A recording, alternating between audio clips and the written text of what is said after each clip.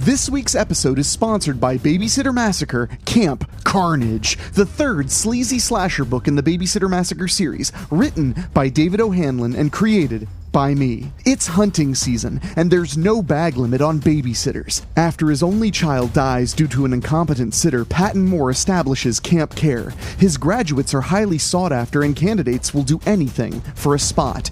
But this time, they'll wish they hadn't. Someone's brought some extra baggage for the stay, and it's up to Macy and the other unhappy campers to figure out who's behind the string of gruesome killings, while being stalked through an unforgiving wilderness full of deadly traps. As the body count climbs, old wounds are torn open, and not everyone is who they seem. Who will survive Camp Carnage? Find it today on Kindle and paperback at Amazon.com. What's that? You want to be scared? Come with me.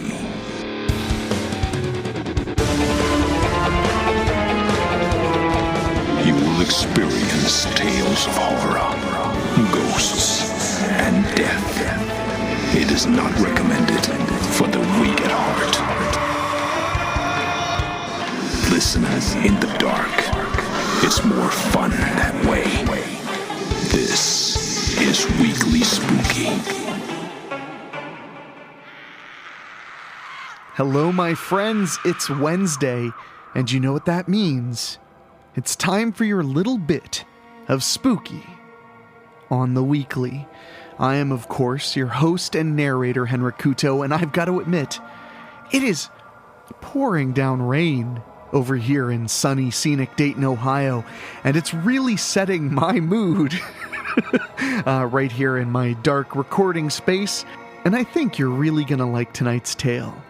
It's got twists, it's got turns, a little bit of sci-fi to get you right there. I'm giving a chef's kiss right now. But before we get to that, I just want to say thank you so much for listening.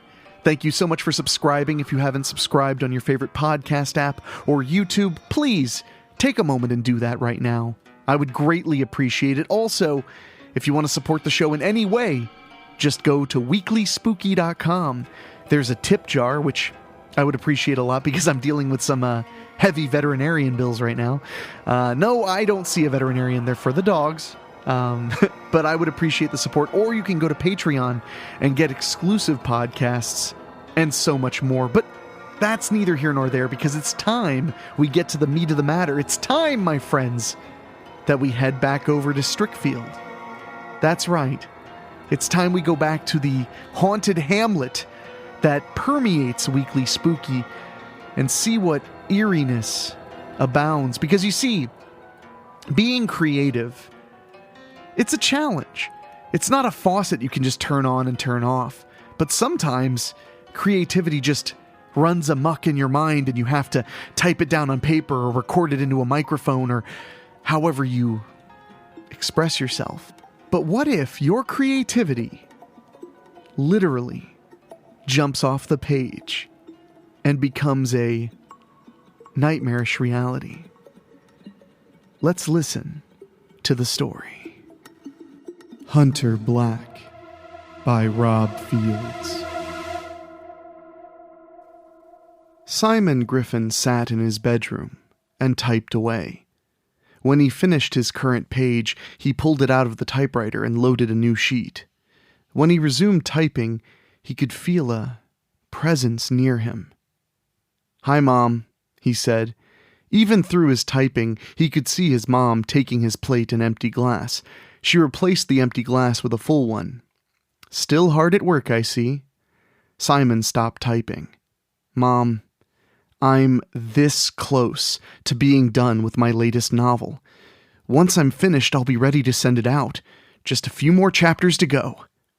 She smiled a little. "I'm surprised you're still using that beat-up old typewriter. It belonged to your grandfather, you know." She paused. "Really, Simon, you'd save a lot of time if you would just use the word processor that came with your computer." Simon smiled a little himself. "Mom, I know you mean well, but Grandpa did all of his writing using this very typewriter right here. He never caved in to modern technology. He used to say that there were some things you just can't replace, no matter how much better it is. Take the compact disc. Remember how the music industry tried to replace vinyl records with it? It never did because people knew. You just can't beat the sound quality that comes on records. That's how it is with a typewriter. I just want to be the same writer that Grandpa was. That's all. And you are, honey, she complimented. You've already published 9 Hunter Black books. To be honest, I'm surprised that Sunset Press over in Erie City actually takes your paper submissions. Well, that's where Grandpa got his stories published, Simon pointed out. I decided to go with them since they treated him really good. And now, they're treating me really good. They sure are. His mom reached out and patted his shoulder. Okay, I won't bother you any more about using a word processor. I'll let you get back to work. Thanks, Mom. I'll be done soon. His mom left his room. Then he resumed typing. His latest novel was actually the next in a science fiction series which dealt with a villainous character from the year 2250 in the form of Hunter Black, a hitman for hire. Black was both the central character and the antagonist at the same time. Whenever the criminal underworld had a job that required his skills, they would pay his fee. From there, he would get the job done. Aside from a recurring female character named Felicity Scorn, no one crossed him and lived. The next morning, Simon walked into Strickfield High School. As always, he wore dark trousers, a pressed shirt, a vest, a red bow tie, loafers, and glasses. This was the very same fashion that his grandfather wore back in his day. Whether it was just the love and dedication that he felt towards his late grandfather, or his stubbornness, wearing these clothes may have been all right during his grandfather's day. However, in these current times... As Simon passed by a group of jocks and their girlfriends, he knew that it was going to be the same thing that happened every morning. Dana Shackleton pointed right at him. Hey, look! Look who's back! It's Orville Redenbacher! Then she called out to Simon, Hey, Orville! Shouldn't you be at the movie theater?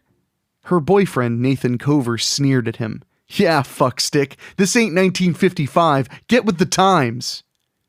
As always, Simon tried to ignore them. While only a select few knew that he was a published writer and was financially independent, the rest of the school population didn't. Not when he used his pen name. As far as the rest of his classmates were concerned, Simon Griffin was nothing but a nerdy loser.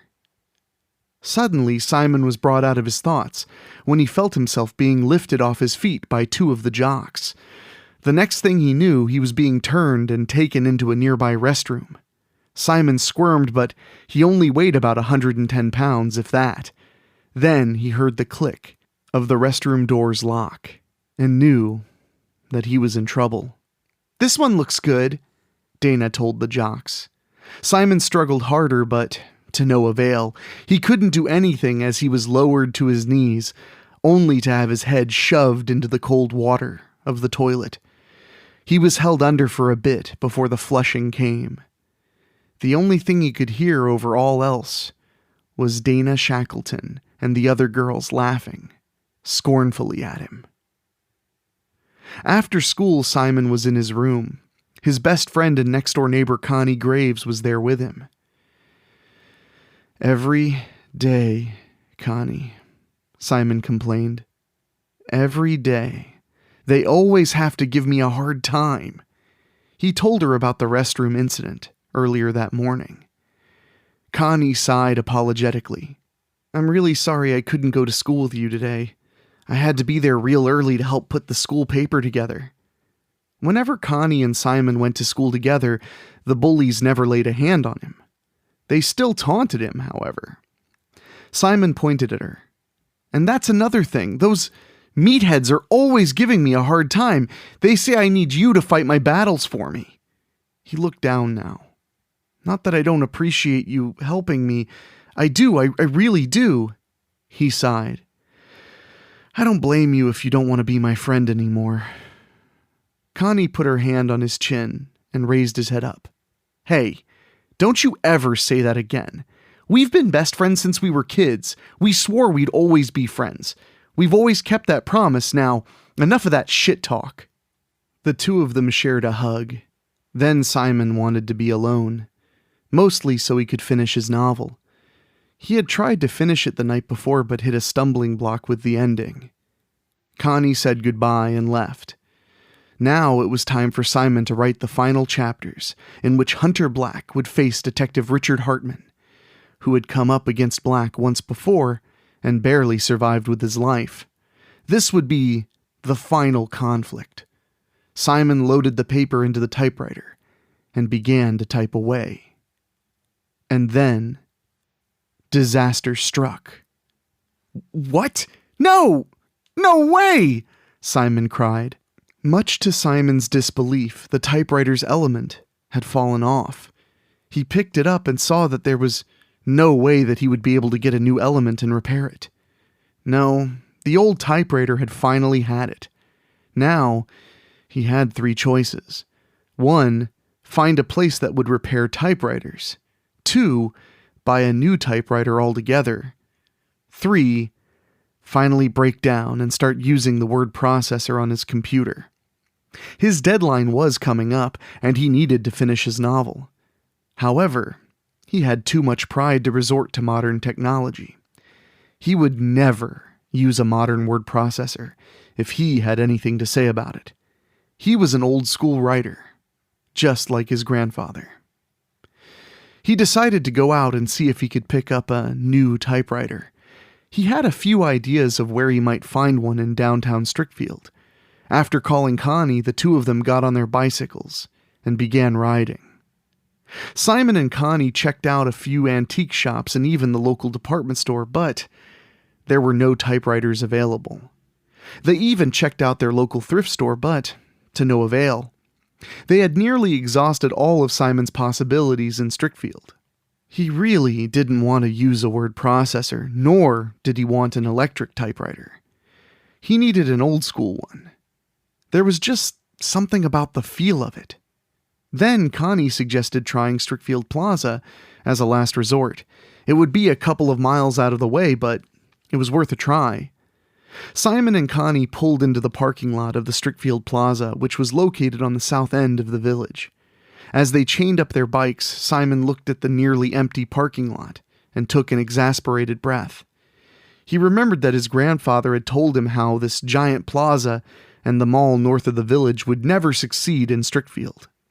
Grandpa was proven right, of course. Both the plaza and the mall were full of life and had many of the big-name stores for at least the first year. Then, one by one, the stores were leaving.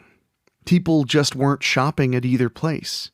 No, people were too attached to shopping in downtown, and the many vintage local businesses there.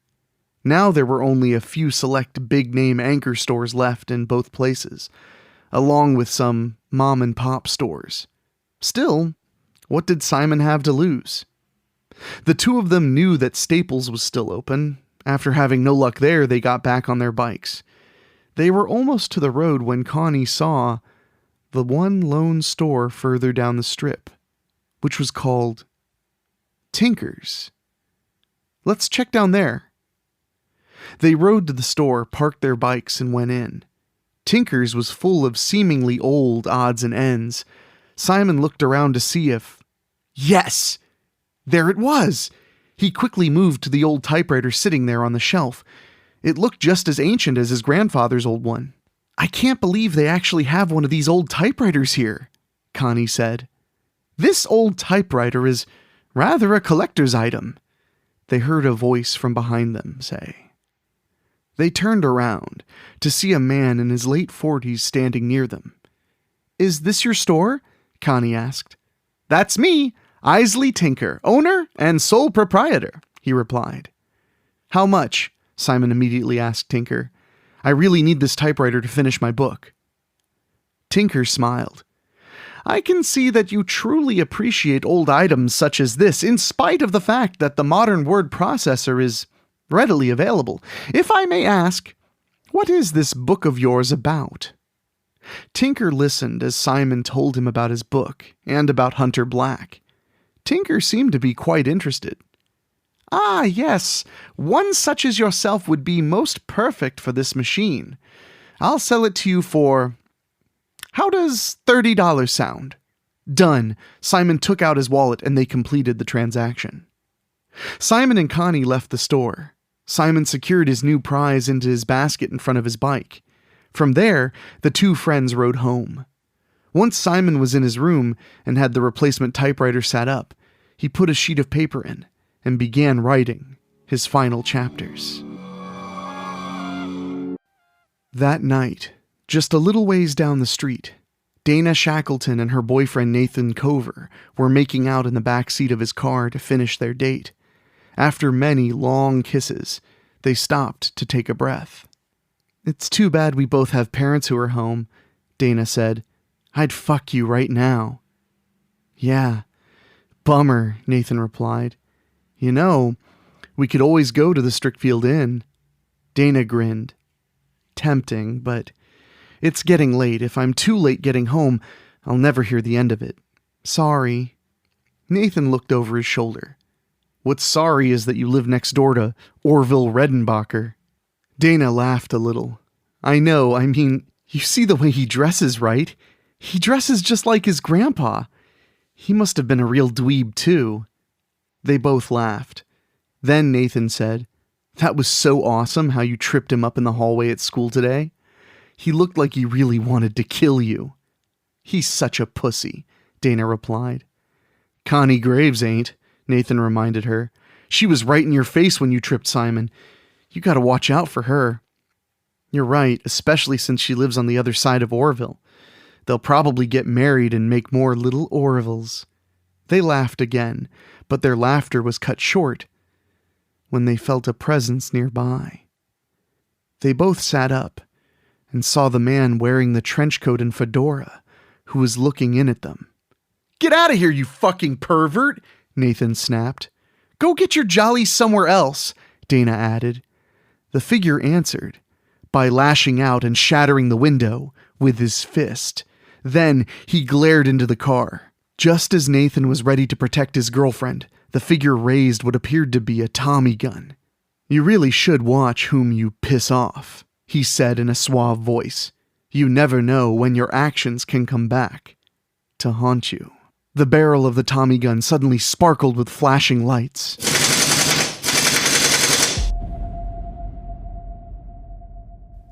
Simon entered Strickfield High the next morning and saw that many students weren't looking so happy. Connie quickly approached him. "What's going on?" Simon asked. "You didn't hear?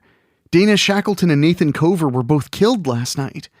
She proceeded to tell him what she had heard about the murders. "What? A machine gun?" Simon asked in disbelief.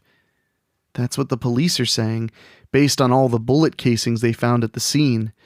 My dad's on the police force. He said the casings were matched up to a Tommy gun, even though the bodies were burned beyond recognition." Simon immediately thought of his character. Hunter Black used such a weapon, and his victims were usually burned beyond recognition after he shot them up. Now that he thought about it, he also remembered how Dana had deliberately tripped him in the hallway the day before, after the restroom incident earlier that morning. Oh, how he would have loved to have been the one to have killed Dana, as much as she had bullied him. But now, he really didn't have to worry about her anymore. Or Nathan. Simon shrugged. "No big loss. As far as I'm concerned, they both got what they deserved." Connie's eyes opened wide. "What? Simon, this isn't like you." He shrugged again. "How many times did you ever get bullied by somebody and wish they were dead?" "Simon, we've all gotten bullied in one form or another in our lives, but I certainly don't wish horrible deaths on them." Simon became irritated. "Oh yeah? Well, you haven't been picked on since freshman year. You never got your head shoved into a toilet by an idiot basketball player. And while Dana Shackleton and those other bitches were watching and just laughing, as far as I'm concerned, Dana and Nathan getting killed was the best thing that could have ever happened to them." Connie looked dumbfounded now. She didn't even try to stop Simon as he turned and walked away from her. She groaned and couldn't believe this change in Simon. She decided that he needed time to cool down before she would talk with him later. A week later, on Friday, Simon walked in the door after getting home from school. As usual, his mom had left his mail in his room. When he saw the big envelope from Sunset Press, he quickly picked it up and opened it. He found his royalties check and a letter from his editor praising his latest entry into the Hunter Black series. He also found a second check for an advance on the next installment. As it turned out, Simon had some new creative juices, especially when students continued to pick on him. While he himself never went out and harmed anybody, he based the inspiration for Hunter Black's kills on what he himself would like to do to those who had wronged him. Hey, write about what you know, right? Simon put the envelope down and closed his door. He sat at his new typewriter and put in a sheet of paper. He went to work typing his newest Hunter Black novel, remembering that he would need to call and talk to his editor later. That night, there was a party at Jason Weller's barn. The basketball team had finally won their first game to end their losing streak and were celebrating. The students knew that as long as they kept the party away from town, the police wouldn't look their way in the slightest. Jason was drinking keg beer with his fellow basketball players and talking about anything, especially Simon Griffin. "You'd think that moron would get it by now," Jason said. "Strickfield stays the same, but people change. I can't believe he's still wearing his grandpa's old clothes." As they continued to talk about and make fun of Simon, they suddenly were approached by a tall figure wearing a fedora and a trench coat. "You need help, buddy? You look like you're lost," Jason jeered. "No, but I'm here to help you, son," the man replied in his suave voice. Suddenly, the man pulled out a Tommy gun from inside his trench coat. Everybody quickly scattered as Hunter Black started firing what seemed to be laser rounds. One student after another started going down fast as the bullets made their impact. Some of the students even caught fire and burned to death as a result of the flaming projectiles. Other students managed to get to safety in the barn, but it would be short-lived. After Black had run out of ammunition, he reached into his trench coat and pulled out an automatic laser weapon from his time of .2250. He went into the barn and started firing. He managed to kill more of the students. What few that were left ran off. Black didn't bother pursuing them, since they were no threat. Who were they going to tell? The police? When were the police ever a match for Hunter Black? The next afternoon, Connie came over to get Simon so they could spend the day together like they had planned. Simon's mother let her come in. "You'll have to go upstairs and wake him up, dear. He was up working on his new book last night. I don't think he got to bed until late." Connie smiled a little. "Okay, thank you, Mrs. Griffin." She came in and went upstairs to find Simon in his room, fast asleep at his desk and wearing his clothes from the day before. Then she saw the newly typed pages before she went to Simon and shook him a little. "Come on, Simon, wake up, remember? We're hanging out today. Get cleaned up. I'll still be here." Simon yawned, got up and staggered to the bathroom. As soon as she heard the shower going, Connie picked up the pages and read them. Simon never cared if she read his work since she kept it secret. He usually let her read his drafts to get her input. She had just finished when Simon returned. "What do you think?" he asked when he saw her with the pages. "Wow, you've really put a lot more on Hunter Black this time," Connie replied, "especially the way he just shows up at the Palomo family gathering and starts killing everybody." "I'm thinking of calling it Black's Revenge," Simon said. "I already wrote how he was screwed over and survived. Now it's just a question of him getting through everybody close to Boss Palomo in order to get to Palomo himself." They talked more about the story as Simon got dressed. She helped him brainstorm new ideas as they left his house and walked to downtown Strickfield. "Looks like the new typewriter's working good, by the way," Connie commented. "Like a dream," Simon agreed. When they reached Denoyer's Grill, they walked in. Much to their surprise, there weren't that many people there. Usually, many Strickfield High students came to Denoyer's for lunch on Saturdays. "You can sit wherever you like," Martin Donnerly told them as he tended the front counter. Connie and Simon sat at the corner. Then she gasped when she saw the morning headline in the Strickfield Journal that was close to her. "Massacre at Friday Night Party." She pulled the newspaper to her. As she read the article, her mind suddenly drifted back to the pages that she had read at Simon's earlier. The article mentioned a barn. So did the pages. Black had used a Tommy gun. Tommy gun shells were found at the scene of last night's party. Black had used a laser machine gun in the pages. Multiple burns were found all over the barn and on many of the victims at the party. Were these events merely a coincidence? Then Connie recalled how the previous book ended when she got to read those chapters. Detective Richard Hartman was making out with his girl Friday in the back seat of his car. Hunter Black surprised them and killed them both at the end. Coincidentally, Dana Shackleton and Noah Cover were both killed in the back seat of Nathan's car. Tommy gun shells were found at the scene, and the bodies were burned beyond recognition. In both scenarios. Connie had a great time with Simon, but she couldn't shake that feeling of déjà vu all day. At the end of the day, Simon and Connie were standing on her front porch. "It's awful dark in here," Simon observed. "You going to be okay in there by yourself?" "Oh, my parents are usually gone on weekends," Connie said. "Work-related shit. Anyway, I'll be all right. I'm probably going to go to bed." Simon smiled a little. "Okay. I'm probably going to work on those ideas we talked about today. You're right. It's time to bring Felicity Scorn back." That seemed to give Connie a second wind. "You want me to come over and work with you?" "You sure you don't mind?" he asked. She raised an eyelid. "You know me better than that." Simon smiled more now. "Okay, let's go up to my room." The two of them were sitting in Simon's bedroom talking about Felicity Scorn, the female counterpart and potential love interest for Hunter Black. Simon said that since Connie was the inspiration for the character, Connie would become Felicity Scorn. Simon wrote a few scenes involving Hunter Black as he interacted with Scorn. The two of them had even talked about having the two characters finally get together, romantically. The more Simon had written, the more Connie would read and make suggestions. This new book was really starting to come together.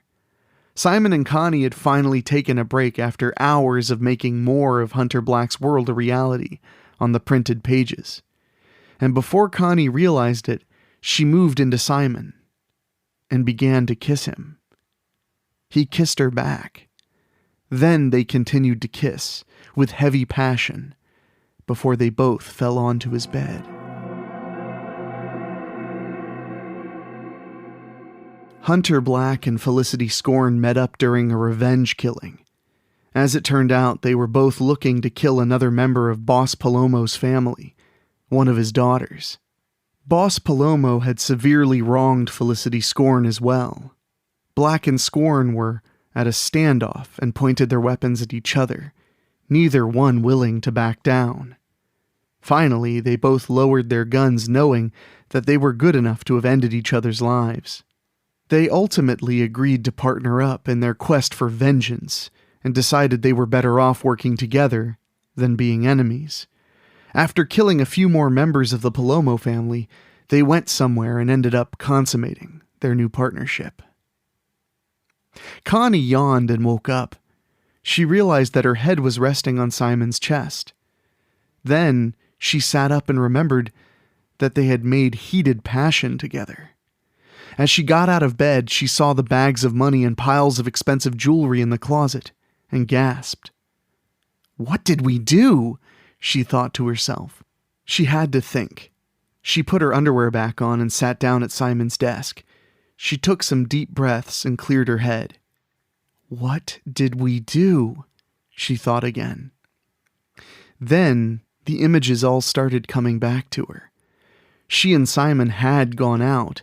They had gone over to Strickfield Commons, where 2 of the jocks and 3 of their girlfriends lived. She had gotten into Monica Van Drier's house quite easily, in spite of the security measures. Finding Monica in her bed, she yanked the covers off and relished the look on Monica's face when she was staring into the barrel of a modified laser Uzi. She remembered talking to Monica, but she sounded nothing like herself. She had even seen herself in Monica's mirror. I was Felicity Scorn, she mouthed to herself. I was really Felicity Scorn. Felicity gave Monica a deadly smirk before she riddled her full of lasers. She went throughout the rest of the house and took care of the rest of the family, too. She had found the safe and easily got it open. From there, she had helped herself to a hefty score. After leaving there, she would meet up with Simon, who was now Hunter Black. They would have their standoff, but they would decide that they were better off working together. From there, they would go and collect a few more lives. And more hefty scores. Connie looked at herself in the mirror. She didn't look anything like Felicity Scorn now, aside from the fire engine red lipstick she wore. She got up and returned to the bed to shake Simon. When he finally woke up, Connie explained everything to him. She even showed him the money and jewelry. She ended her explanation with a realization. Simon, the typewriter brings your imagination to life somehow. Everything you type happens. Simon further listened as Connie explained all of the coincidences between his pages and what had actually happened. Simon was amazed with Connie's revelations, but he really didn't seem to care when it came to those who were murdered as a result of his writings. Those people never cared about me. Why should I care about them? Simon sat down at the typewriter and loaded a sheet. You know, I think I'm feeling some new inspiration. I think maybe Hunter Black and Felicity Scorn should just burn Strickfield High School to the ground, with everyone inside. As Simon began to type, it seemed that everything in front of him had suddenly become a huge splash of crimson speckled with some gray. Simon sat, motionless for a moment before his body slumped to the floor, minus the top half of his head. I feel just amazing, Connie purred softly as she raised the modified Uzi she had just dispatched Simon with. After we fucked, I did some writing of my own, lover, Connie said, but she sounded more like Felicity Scorn now. She smirked in the same sinister way that Scorn did. What was more, she felt positively no remorse for anything, not even what she had done to Simon. I know we promised we'd always be friends, but promises are made to be broken. Then she smirked again as she relished the horrible mess that she had created. She opened the desk drawer where she had her pages stashed and felt the excitement of knowing that everything she had typed had come true. Why should we share this incredible power when I can have it all? She read the rest of the pages and knew she would have one more thing to do. She proceeded to find Simon's mother downstairs and kill her as well. With nothing to stop Connie, she got dressed and managed to smuggle the typewriter and all of the pages that were typed on it to her house. After cleverly hiding the pages, she set up the typewriter. Now that she had ultimate power at literally her fingertips, she could use her imagination to fulfill all of her dreams. What was more, Connie would discover that by burning the pages that Simon had written using the typewriter, the events that had occurred would be erased, and the lives taken would be fully restored. 1 year later, Connie was sitting at a table inside of a major bookstore in Shore City. People lined up around the block to both buy her new book and get her autograph for them. She had written the first book in an ongoing new science fiction series starring Felicity Scorn, which quickly outsold even the first Hunter Black novel. Her book was also #1 on the New York Times bestseller list, something Simon had never done. However, Connie also kept the Hunter Black series going, using what was Simon's pen name and cashing in on that as well. Yes, Connie Graves truly knew of the ultimate power that she possessed with the typewriter. All she had to do was simply take it away from Simon. Money, power, luxuries, new lifestyles, a permanent vacation, everything that she could ever want was literally at her fingertips. And her imagination.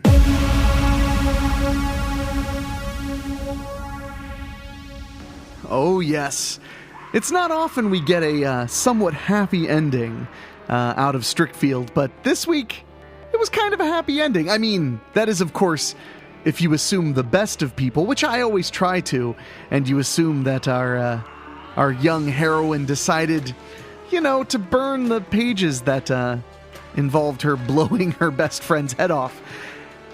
Maybe she did, maybe she didn't. I'd like to think she did, but maybe I'm wrong. Maybe I am foolish, and maybe you're all laughing at me right now. I wouldn't blame you at all. But thank you so much for hanging out for another scary story.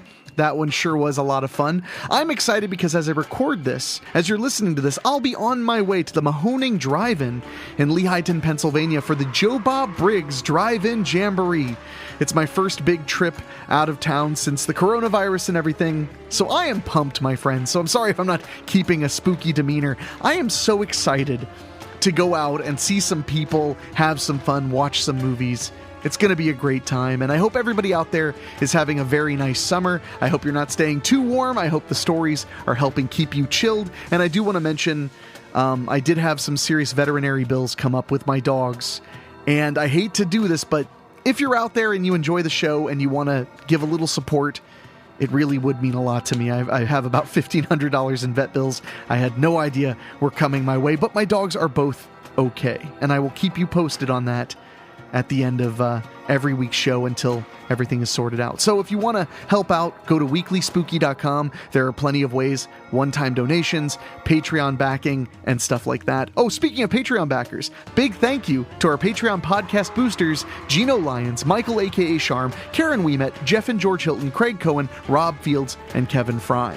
Thank you guys so much for helping me keep the spooky going every single week. I know I'm talking fast, but I gotta get ready for a trip, so I'm gonna get out of here. So for myself, for my producer Dan Wilder, and our composer Ray Mattis, please take care, and I'll talk at you later. Thank you for listening. Make sure to find your way back next week. But for now, you are safe. Trust me.